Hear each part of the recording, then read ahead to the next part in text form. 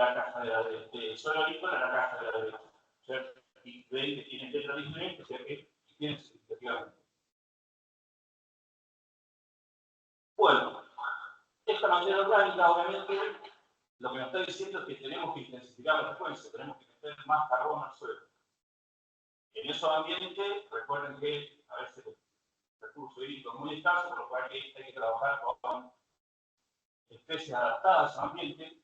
Y lo que les voy a mostrar acá son datos de la región colombiana, experimentos que se han hecho en Balcarce, en Marco Juárez, en Paraná, en Villegas, y básicamente son secuencias poco intensificadas, digamos, yendo al extremo de soja continua, soja con cultivos de cobertura y después una rotación que incluye soja, maíz, trigo y cultivos de cobertura.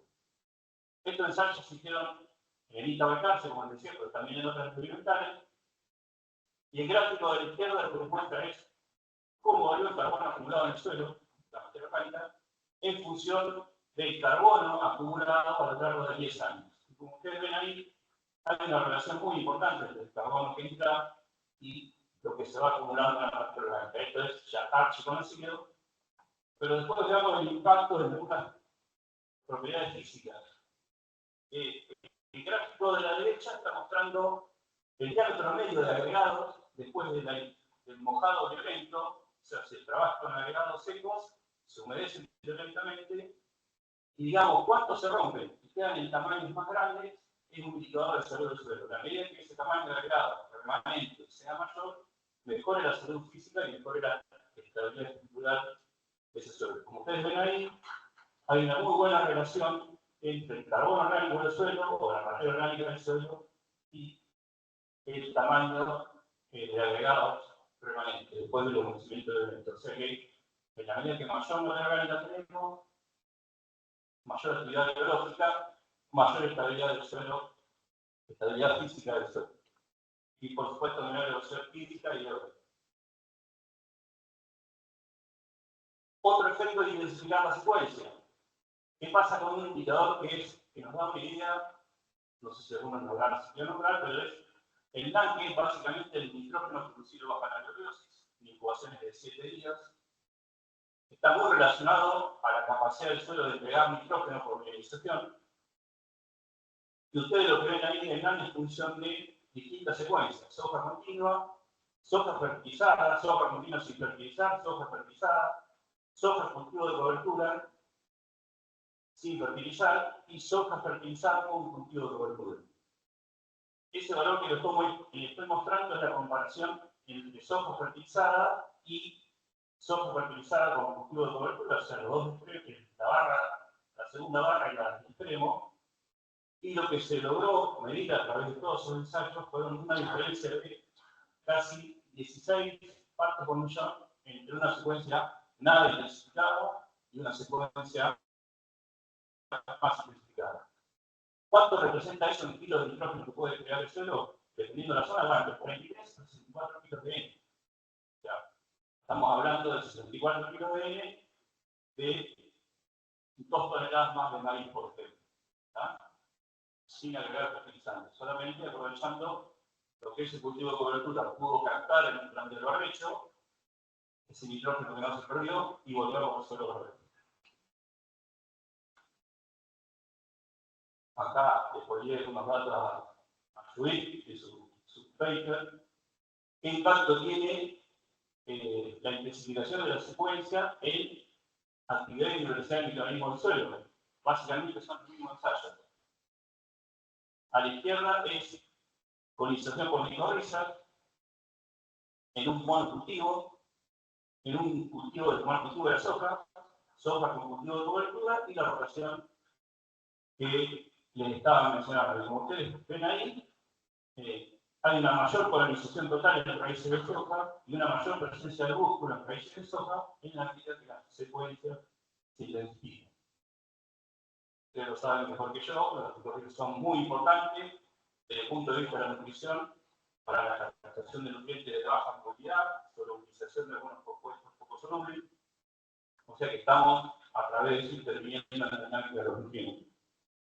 Y otro también dato que surge de ese trabajo de Judith es la la abundancia de bacterias mesófilas totales o bacterias solubilizadoras de fósforo, PSD, como ven ahí, y el tricoderma. Y fíjense cómo en la medida que intensificamos la secuencia y lo comparamos con el modo cultivo, cómo mejora la actividad biológica del suelo. Bueno, salimos de la materia orgánica, vamos a ver qué pasó con el fósforo. De nuevo, el pH, perdón, el gráfico de la izquierda es suelo prístino, el de la derecha suelo con agricultura. Valores verdes más oscuros son pH mayores a 7,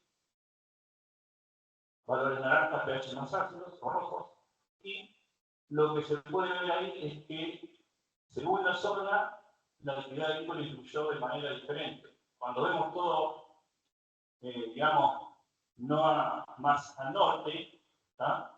O sea, sacando todo lo que es norte de Córdoba, norte de Santa Fe,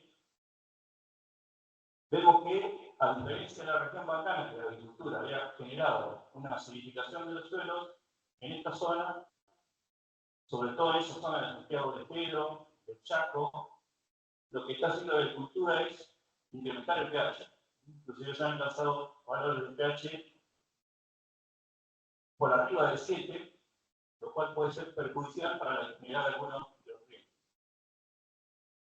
Y en el norte de Córdoba, en el norte, centro-norte de Santa Fe, al contrario, hay una mayor acidificación. Bueno, lo que viven y producen en el norte de Santa Fe, saben que hay zonas con actividad de cada campo, se hace mucho tiraje, y en los silos se van todos los cuestiones básicos. Esa puede ser una de las causas por las cuales el pH en esa zona bajó.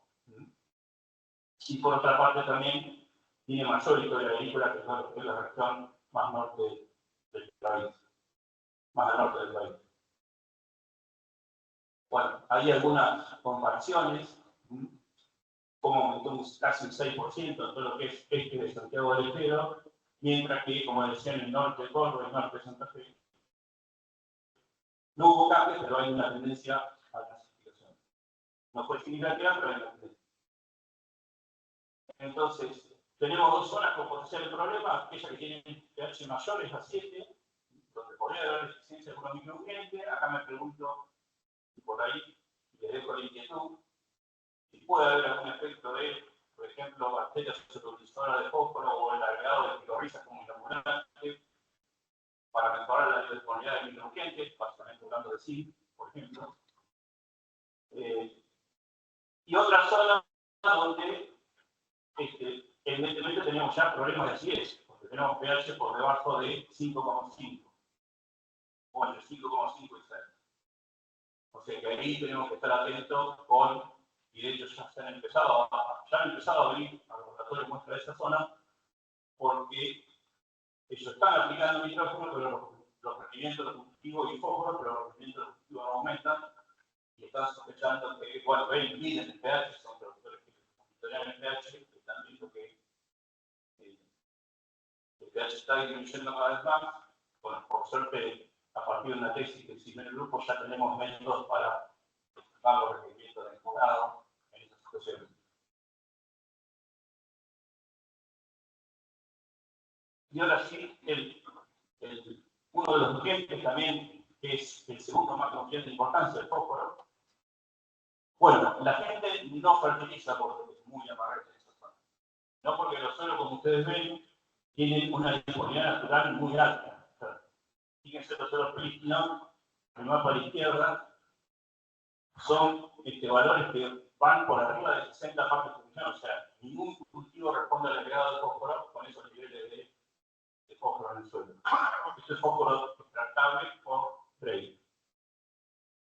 Pero, obviamente, el hecho de fertilizar menos de lo que los cultivos exportan ha llevado a que ya empiecen a aparecer zonas con valores, como ustedes pueden ver ahí, el centro-sur de Tucumán, con valores entre 20 a 30 partes por millón, que sabemos que para los mayores cultivos no son limitantes, pero algunos cultivos con más requerimientos pueden tener problemas. Y sí, las zonas que están marcando un problema con valor inclusive entre 10 a 20 o menos a 10, es todo lo que es centro-norte de Santa Fe y norte de Entre Ríos. En esa zona, o sea, en Entre Ríos ya los niveles naturales, que ustedes pueden ver ahí, son bajos, son bajos un poco, pero bueno, la situación se ha agravado aún más. Y todo lo que es centro, este y norte de Córdoba, la caída ha sido muy importante. Estos son mapas regionales, no quiere decir que estén representando la variabilidad lote a lote. ¿Ah? Pero, a diferencia de lo que nos pasó en la región pampeana, los valiogramas, o sea, cuando estos mapas son, digamos, se transforman en valores discretos en valores continuos. Para eso hay que usar un modelo estadístico. Y para eso hay que validar ese modelo estadístico. Este nutriente, en la región pampeana, justamente por la perversión antrópica, por la gente fertiliza más, uno fertiliza más, otro fertiliza menos, genera mucha variabilidad, los modelos son difíciles de ajustar, pero en esta zona no. O sea, eso nos está diciendo que la acción antrópica o la fertilización, yo sé de paso, es muy baja, ¿cierto? Y los mapas están representando la variabilidad de los suelos, por eso hay que ajustar bien, y son muy confiables. Hay algunos valores de caída. Fíjense que la zona que más se redujo el fósforo respecto a la revolución prístina es todo lo que es este de Córdoba, noreste de Córdoba y centro-norte de Santa Fe con casi un 62% de caída respecto a los niveles originales. Otra cosa que nos tiene que preocupar, digamos, que la reducción fue en mucho menos tiempo que en la región balcana, menos años. Se nos está diciendo que la capacidad baja del suelo es menor. Y que si en alguna zona, sobre todo donde estamos ya con valores cercanos a los limitantes, seguimos con balance negativo, esas brechas de rendimiento que hemos mostrado hoy se pueden agravar algo más. Y que si además no tenemos que mirar el impacto de los nutrientes sobre el rendimiento, sino también que cuando un cultivo produce menos porque está mal nutrido, ingresa menos carbono al suelo, con todos los efectos negativos que ustedes ya conocen. Tenemos que tener una mirada más a largo plazo. Bueno, en la región pampeana, ya estoy por terminar, 5 minutos más. En la región pampeana habíamos visto que a nivel mundial el zinc es el nutriente que está produciendo mayores problemas seguido por el oro. El zinc es muy importante porque gente que se abastece, sus calorías son abastecidas principalmente a partir de harinas con bajo contenido de zinc, el sistema nervioso no se desarrolla bien. Y eso obviamente tiene un impacto en la capacidad de desarrollo de esa persona a futuro. Entonces es un nutriente que se estima que a nivel mundial el 30% de la población del mundo tiene problemas de deficiencia de zinc. Estuve en fertilizar el año pasado, la semana pasada, y estuvo el doctor Claudio Zinc, y dio un dato que realmente me dejó preocupado, es que en Argentina 3 de cada 4 chicos tienen hambre oculta de zinc.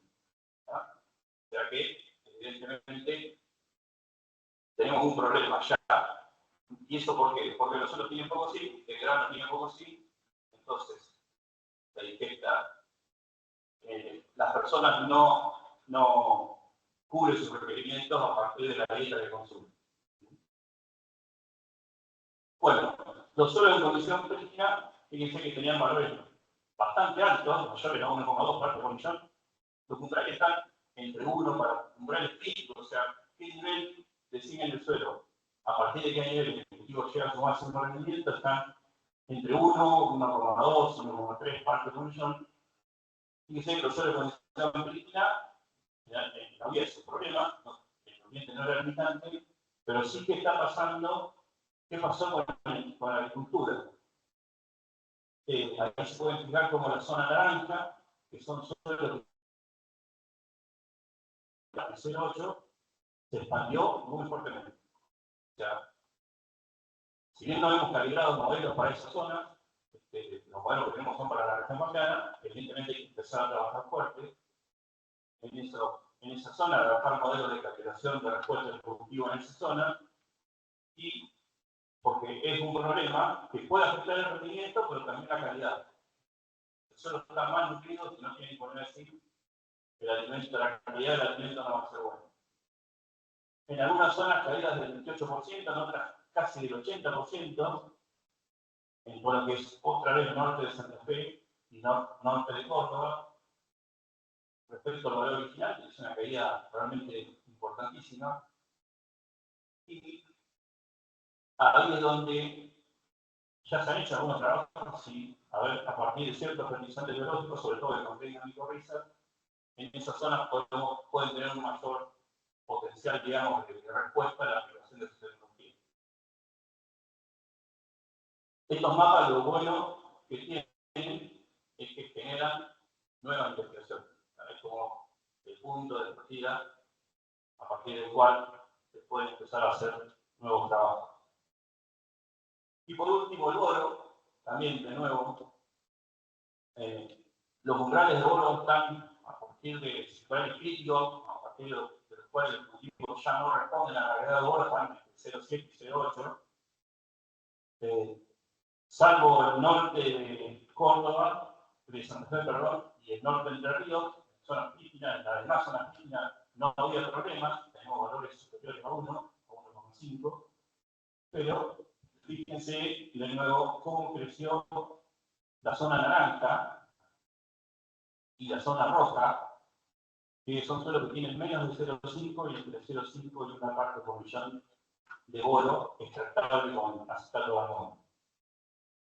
O sea, evidentemente ya también hay que empezar a trabajar en esas zonas, viendo cómo responden los cultivos, sobre todo las leguminosas, que son cultivos más sensibles, o algunas compuestas como el girasol, al agregado del nutriente. Caídas del 60% a través del norte de Córdoba, centro-norte de Santa Fe, y del 27%, casi, sí, del 27% del norte del Río. O sea, evidentemente la agricultura tiene un impacto también muy negativo en el tema nutriente. Y está un poco asociado, no mucho, a la caída del madero orgánico. Todavía no estoy viendo datos, pero el boro orgánico es una fuente muy importante de boro para los cultivos, y hay alguna relación entre la caída de materia orgánica y la caída de boro. Bueno, conclusiones. Como les decía, tenemos que aumentar el ingreso de carbono al suelo. No queda intensificar frecuencia, tenemos que usar cultivos en esas zonas, sobre todo, obviamente que acá no podemos usar un cultivo de cobertura como utilizamos en la región pampeana. Tenemos que empezar a monitorear bien el pH, sobre todo porque puede estar afectando algunos, la disponibilidad de algunos micronutrientes. Ver qué pasa, me comí una hoja ahí,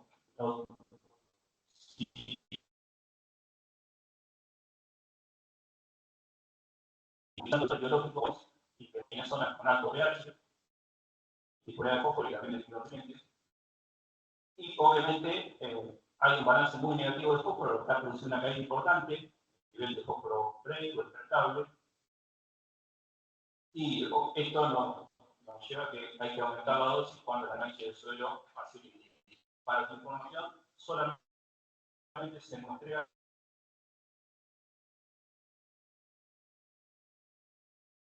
que estaba. O sea que el resto, el 70, se fertiliza por receta. ¿Tá? Lo que hace el vecino, porque escucha el productor, por lo que le conviene, pero eso hace que a veces el balance esté perdiendo productividad y está afectando la sustentabilidad futura de la producción en esa zona. Acá hay un problema también de costos. El costo de los fertilizantes, en la medida que más lejos del puerto está, más caros son. Según lo que escuché, un 30% más caro que la región pampeana. Bueno, eso son políticas públicas que implementamos.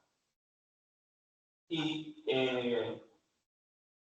en cuanto a los micros, al igual que en la región pampeana, el zinc y el boro aparecen como los micronutrientes más limitantes. Bueno, un poco estos estudios fueron sponsoreados por empresas privadas, como fertilizar la Protección Civil y Anglo American. Son estudios que necesitan muchos recursos, imposible hacer con recursos públicos, y todos los profesionales que colaboraron. Gracias por su atención.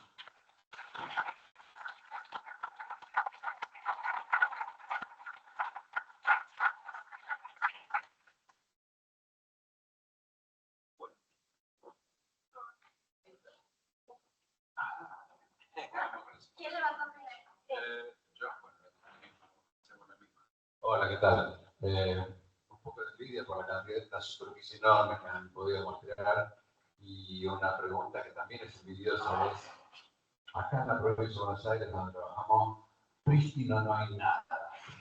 ¿Cómo hicieron para encontrar prístino? Perdóname, la segunda tiene que ver con el fósforo. Puedes mandar el fósforo, pero tenés pH muy alto en bajo en un montón de zonas que han variado mucho para tirar el fósforo, que se va a movilizar o no. Sí, me olvidé de decir que bastante acortado la presentación, que en esa zona fue más fácil encontrar, por ejemplo, cortinas de bosque, de monte, o pastizales naturales, que fueron los lugares de donde se sacó el suelo crítico. Claro.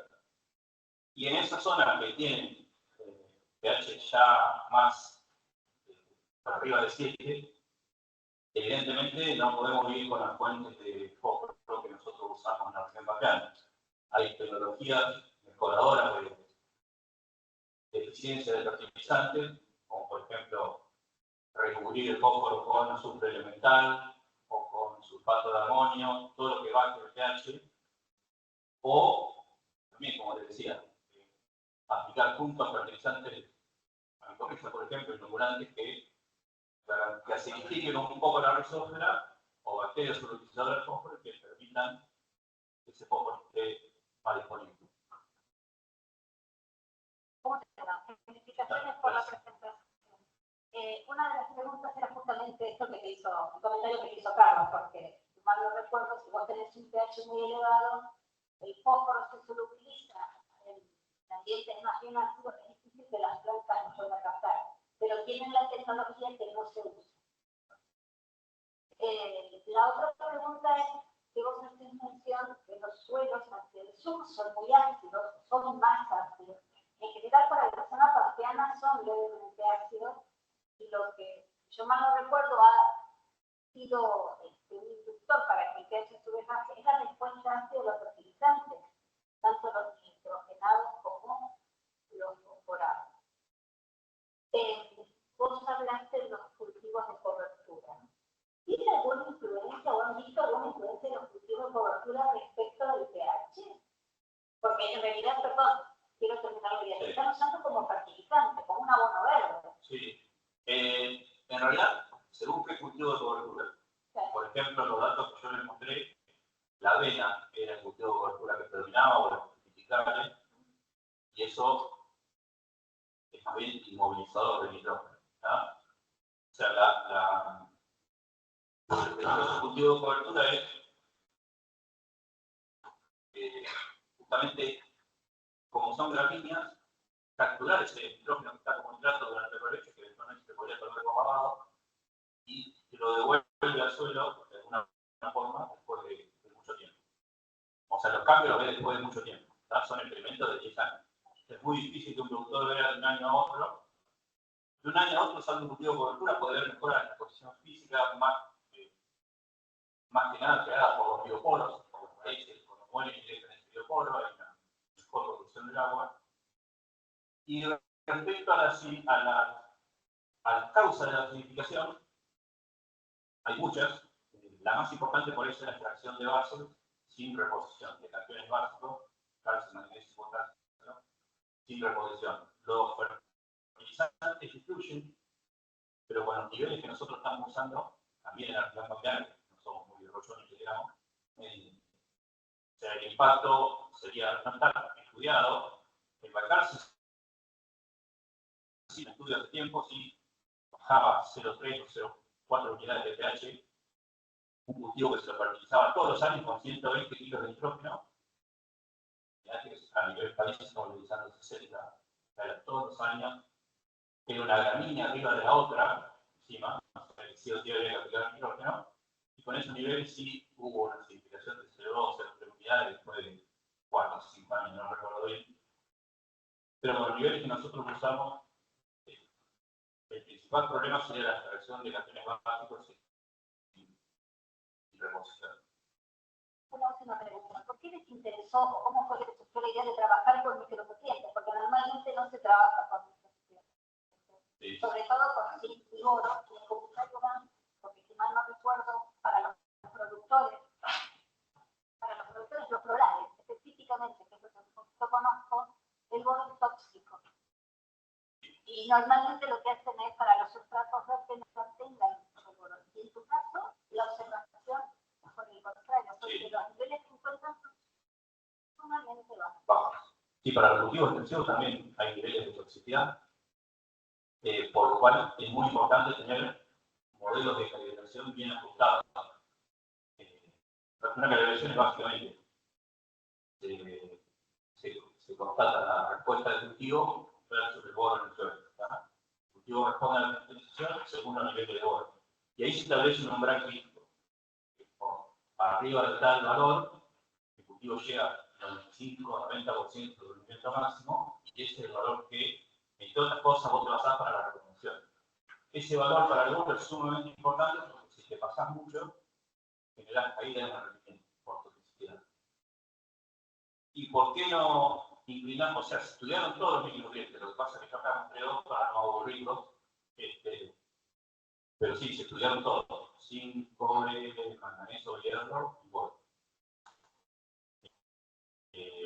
Y pasó igual que en la región pampeana, los dos nutrientes que aparecen micro con mayor limitación, que es el zinc en primer lugar y el boro en segundo.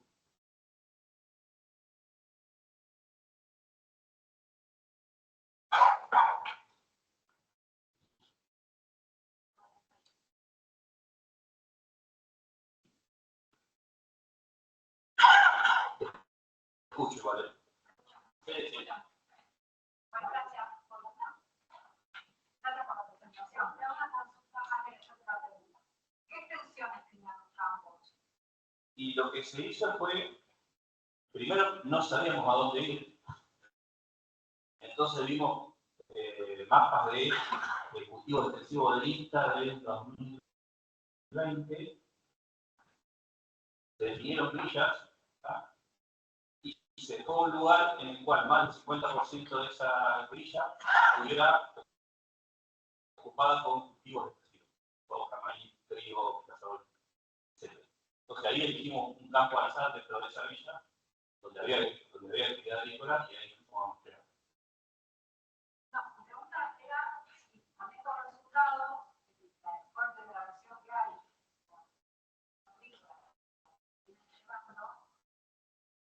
están planteando o piensan, no demencia, pero normalmente es otra cosa alternativa a utilizar fertilizantes sintéticos. Me refiero a los biofertilizantes, a toda esta. Claro, nosotros los fertilizantes sintéticos no son buenos ni son malos, el tema es usarlos racionalmente. Y el mensaje nuestro del grupo es: ustedes ingresen el nutriente a partir de la fuente que se les ocurra. Lo importante es que ese nutriente que se va de un ecosistema, si no lo reponemos, va a llegar a valores tan bajos que se va a afectar la productividad del agroecosistema. Entonces no es sustentable ni ambientalmente ni económicamente. Entonces el mensaje de Balcarce es: pongan el nutriente de la forma que quieran, mientras sea seguro. Por todo el problema que tiene aplicar abonos orgánicos sin tratamiento, que podemos generar más problemas que utilizando fertilizantes sintéticos. Mientras sea seguro, la fuente es la que se tenga más a mano y más económica sea. Lo importante es aportar el nutriente.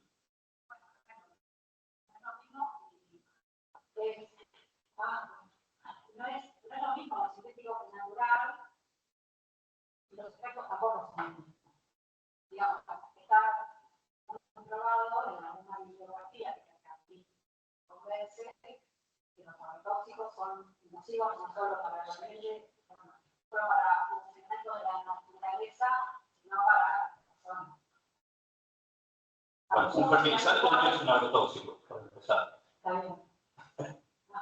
Es una sal. El fosfato, por ejemplo, el supersulfato triple de calcio es la molécula similar a la que tenemos en el hueso, el fosfato de calcio.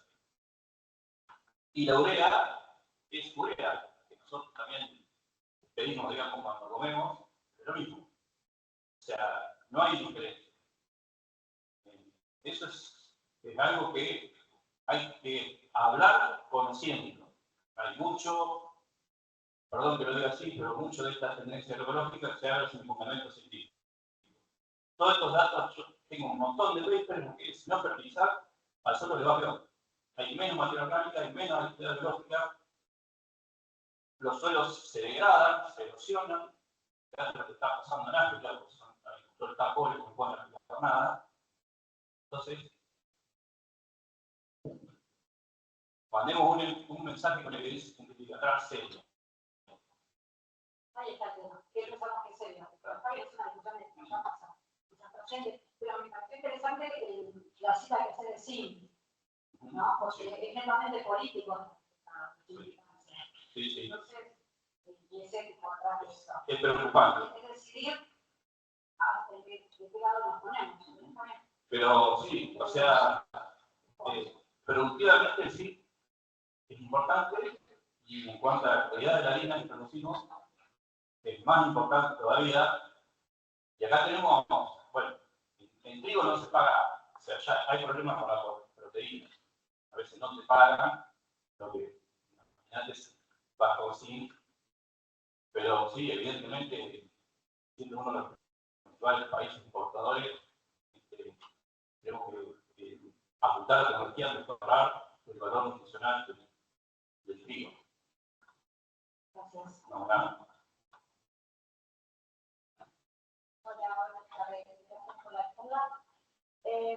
Habíamos dicho que la variabilidad de los datos representados. A mí me gustaría saber cuál fue el periodo de muestreo y con respecto a si uno puede tener acceso a capas. Sí, el acceso ya está. Creo que ya lo tiene la Asociación Argentina de los Ciencias del Suelo, porque quizás quedó en la base de datos. Supongo que la tendrán, habría que averiguar. Y el periodo de muestreo fue en el otoño y el invierno. Después de los, digamos, se buscó que no haya cultivos creciendo activamente, ¿no? Pero eso fue en Nován para la región pampeana igual.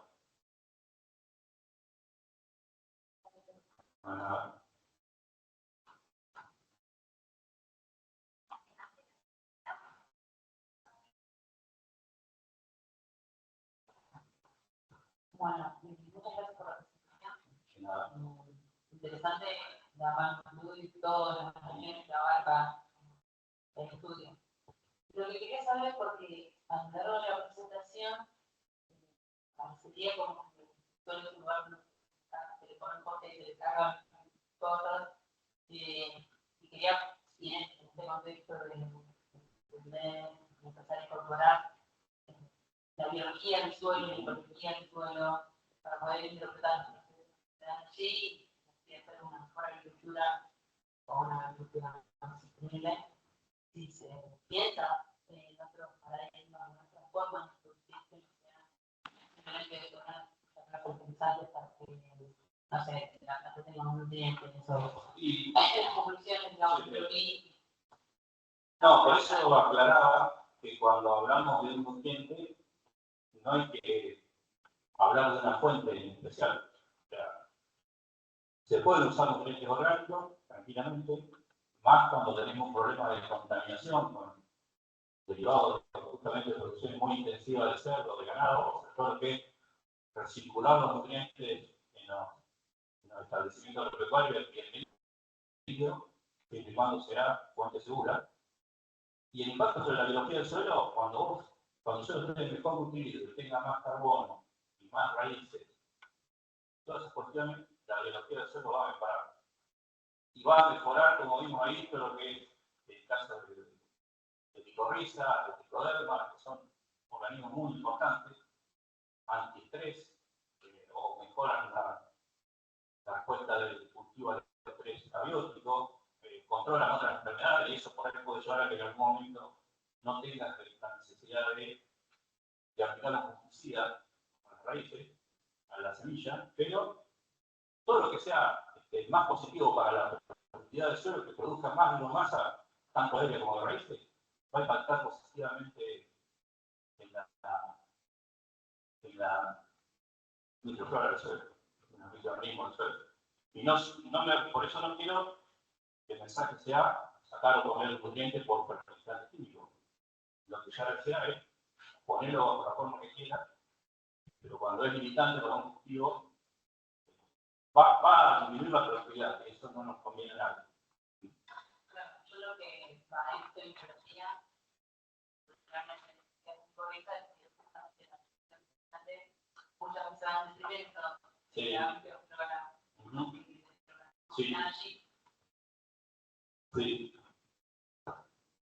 Lo que se ha visto también es que cuando vos tenés, por ejemplo, bueno, Fernanda Covacevic, que trabajó mucho tiempo en micorriza y trigo, experimental, cuando tenía niveles bajos de fósforo, es cierto que había más micorriza, pero el trigo rendía menos que el fertilizado.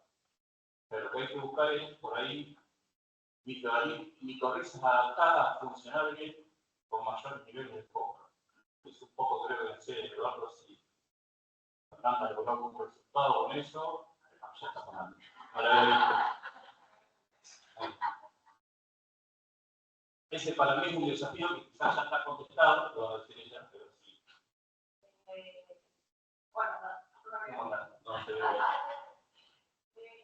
Trabajamos siempre de manera integrada, o sea, la mirada de lo que trabajan nutrientes, de la composición de los nutrientes de los cultivos, por lo menos en parte de bancarse, siempre trataron de hacer una mirada también de qué es lo que pasa con la biología del suelo.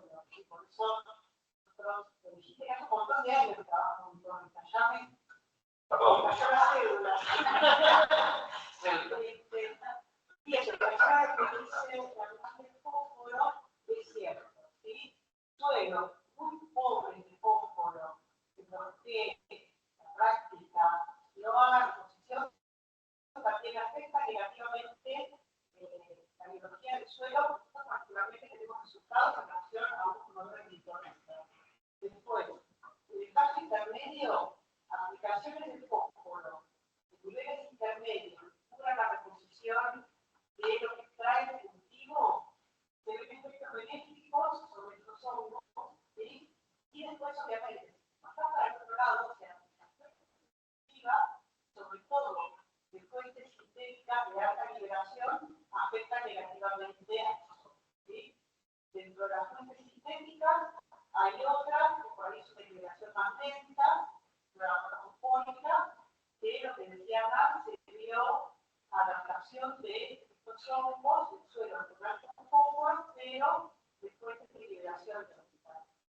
Y en relación a algo que vos preguntabas de las fuentes orgánicas, nosotros estamos haciendo con los chicos también algunos experimentos donde se han aplicado subproductos de la producción pecuaria, ¿sí? De porcino, de ganado vacuno, bueno, creo que decían antes, ellos también hay que tener cuidado para ver que ya no hay campañas que están aplicando que sean seguras, porque también se aplican con esa fuente orgánica o el compost de microorganismos, que no necesariamente no son benéficos, se aplican antibióticos, bueno, de hecho, el aporte de nutrientes, pero por la fuente se asegura y controlada. ¿Ah? El resumen es que hay que tener una mirada crítica del sistema.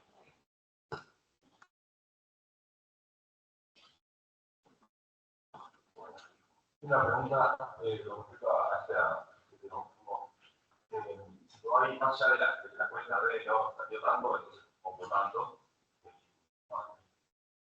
considerar en todo caso el tipo de fertilizante. Te pregunto si no hay una restricción vertical, que o sea, en realidad esta cuenta no era cero, pero ahora está todo en superficie y antes estaba en el piso y eso cambia. No, por ejemplo, el volumen de hábitat para cada tipo de. Vamos a ver, A ver, no te entendí. Vos decís, si la restricción vertical que los estudiantes al estar sacando todo la columna y proponiendo no, porque en general cuando vos pones arriba, así se ha visto experimentos de muy larga duración, donde sobre todo gramíneas con megatécnica, con mucho sistema auricular, absorben el fósforo y cuando esa raíz llega a su fin, digamos, abajo, en sus superficiales, ese fósforo orgánico también paulatinamente va enriqueciendo el suelo. Por eso lo importante también es intensificar su frecuencia con gramíneas, cultivo de cobertura de gramíneas que tiene un sistema auricular que puede llegar a más profundidad y mucho más constante. Estamos mirando las raíces del cultivo, digamos, pero en términos de fertilizante, sí, los gente de baja movilidad en general enriquecen más el horizonte comercial. Eso es inevitable, pero podés lograr mediante esta tecnología que también enriquecimiento, obviamente en mucha menor proporción que el horizonte superficial.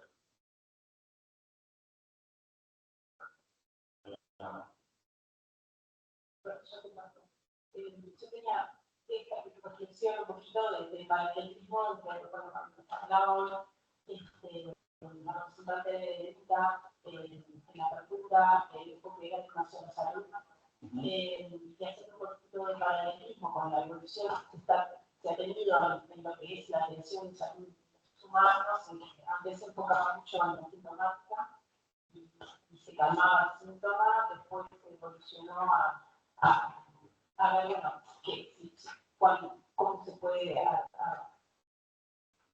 la enfermedad, el problema, y después finalmente atender cuáles son las causas que generan esa situación. Entonces me quedo un poquito pensando que ustedes estuvieron explorando quizás a través de la cobertura y eso, cómo educar el problema, porque esto de que falta micronutriente y falta que dar una respuesta, porque ahora ya tiene ese síntoma de energía, pero también ver la forma en que se está cultivando, si se puede lograr, digamos, un cambio para que no llegar a tener el síntoma de la energía. Sí, mientras vos tengas un balance negativo, o sea, el suelo saca más de lo que se ingresa, tenés que tener en cuenta toda la vida de ingreso, ¿no? Pero tenés que ver que básicamente son fertilizantes o químicos orgánicos, como se te ocurra. También es cierto que si por ahí hubiéramos hecho una agricultura un poco más, con más intensificación de cultivos, no de insumos, de seguridad secuencia, por ejemplo, quizás no hubiéramos llegado a estos niveles de caída de zinc, por ejemplo, porque ya algunos resultados hemos visto que aún no aplicando zinc, cuando vos pones un cultivo de cobertura y aumentás la materia orgánica, la biodisponibilidad aumenta. Básicamente hay pasaje de fracciones insolubles inorgánicas a fracciones solubles inorgánicas más solubles, ¿verdad? Pero bueno, el daño ya está. Lo que hay que hacer ahora es que no quiero pensar que sea que esto se soluciona con solo aplicar. Tenemos que mirar el sistema, tenemos que estudiar secuencias. Si pasa eso, seguramente vamos a lograr mejores resultados que si aplicamos un nutriente y seguimos haciendo las macanas que hacemos, teniendo, por ejemplo, un extremo sobre un no vamos a causar ningún beneficio, no vamos a mejorar el estado del suelo.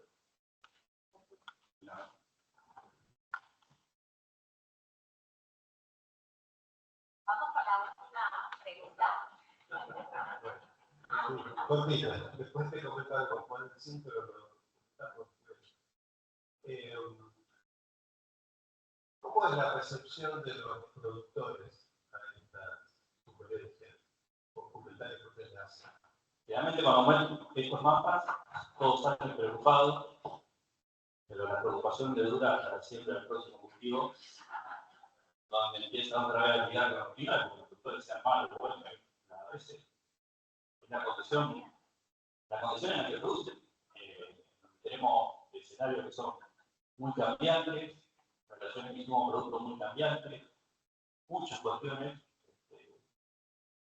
Entonces, bueno, pero algún cambio se va logrando. Yo no sé si será consecuencia de esto, pero desde el 2011, que fue donde presentamos los primeros mapas, hoy la superficie cultivada con cultivo de cobertura en el Pampeana es del 15%, cuando era 0. No me atrevo a decir que sea por esto, pero bueno, circula por tantos lados que por ahí algunos no van a los años.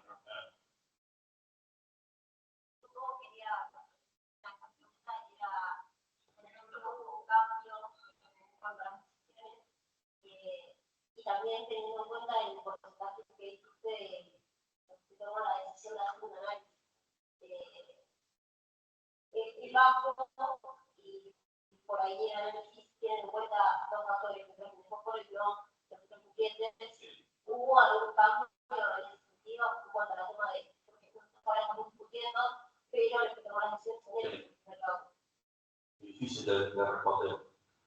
Y generalmente cuando, digamos, donde más se ve que los productores hacen muestreo de suelo es el trigo y cebada, porque hay problemas de calidad asociados a una mala decisión de dosificación.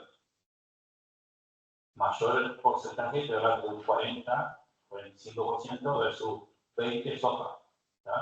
Es el promedio que yo tenía total de todos los cultivos. Pero vos ves que está muy asociado a los riesgos que después llevar a producir un producto de calidad insuficiente. Y no sé si verdaderamente una toma de conciencia de que su productividad está siendo afectada si se sigue manejando, digamos, por receta, ¿no? Pero bueno, son cambios que parece mentira, estamos en el siglo XXI discutiendo el tema de los precios, tenemos que estar discutiendo las cosas. Pero